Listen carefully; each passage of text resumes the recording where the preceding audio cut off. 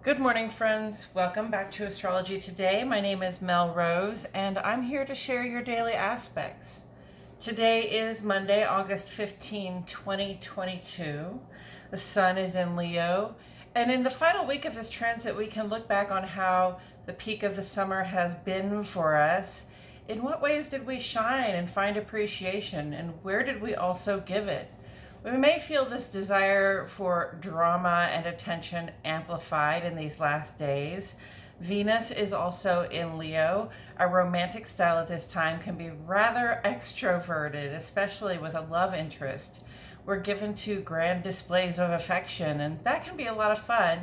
We just want to be careful about overstating our feelings or overspending our resources in the effort. The moon is in Aries, and it is a waning gibbous.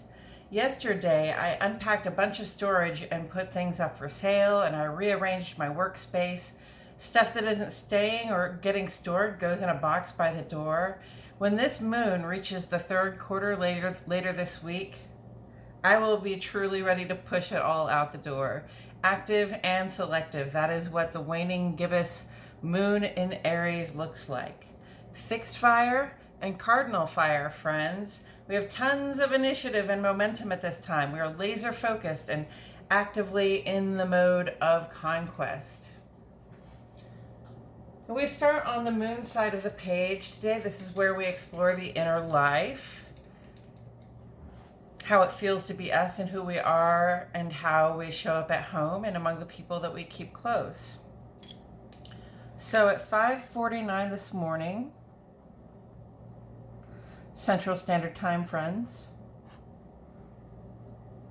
moon goes conjunct to Jupiter. Cancer, Sagittarius, and Pisces, those are going to be your vibes.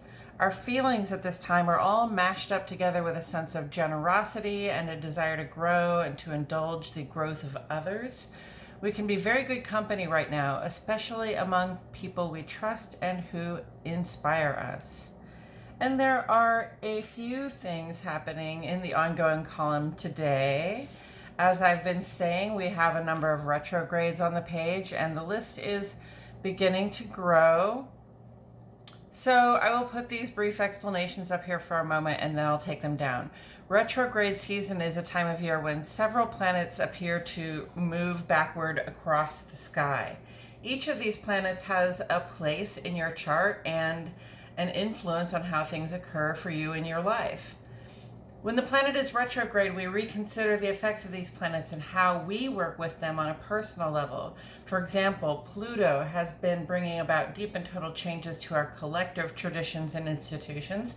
That's what Pluto does when it's in the sign of Capricorn.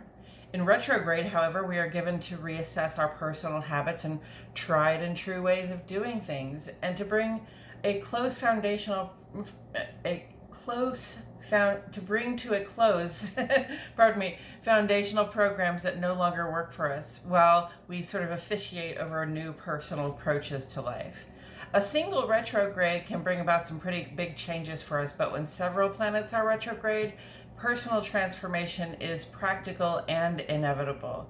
Suffice it to say, we're each going through a lot of changes, doing a lot of work on the inside, so give some grace to yourself and to others as well as we move through these transformations, each in our own way. Venus is opposite to Pluto through today, August 15. Taurus, Libra, and Scorpio. This has been bringing up the possibility of some envy or jealousy.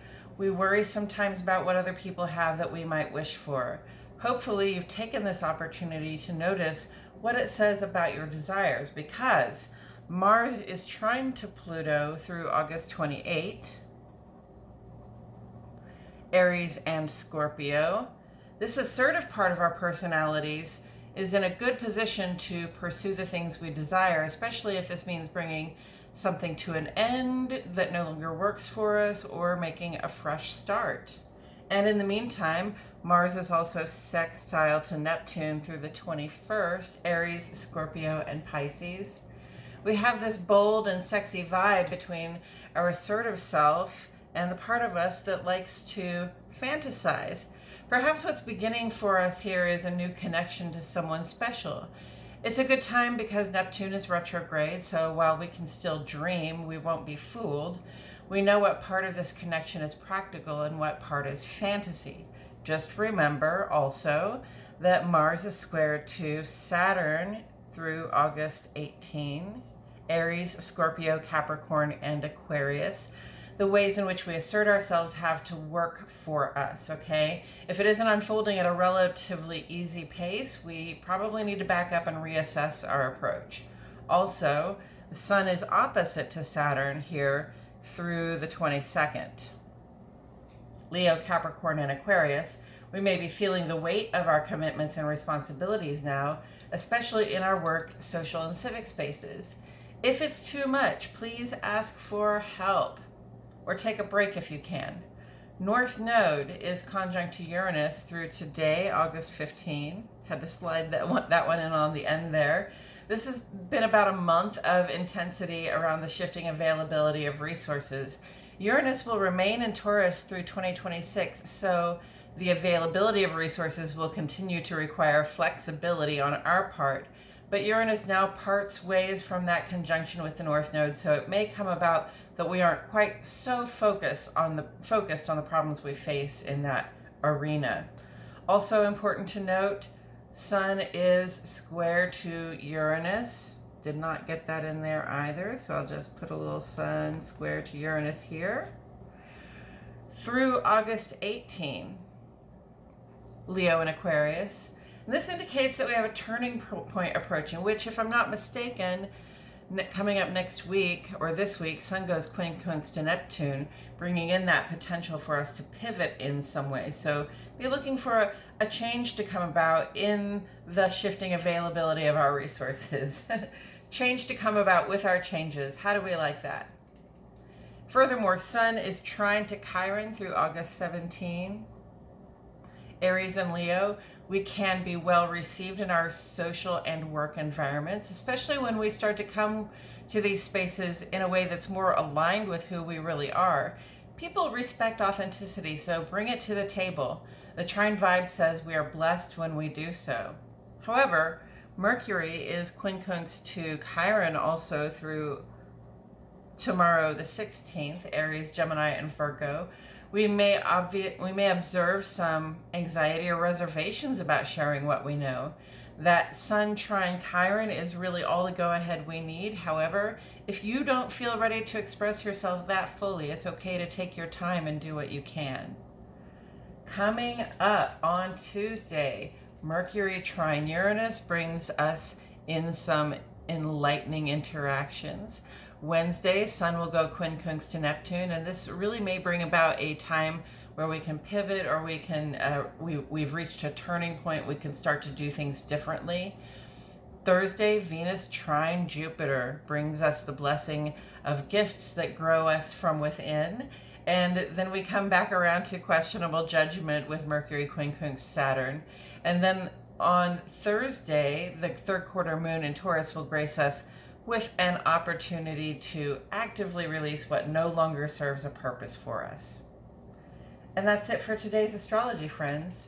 Thank you for tuning in. Please like my video, subscribe to the channel, click the notifications bell. I post here every day, and I wouldn't want you to miss a thing.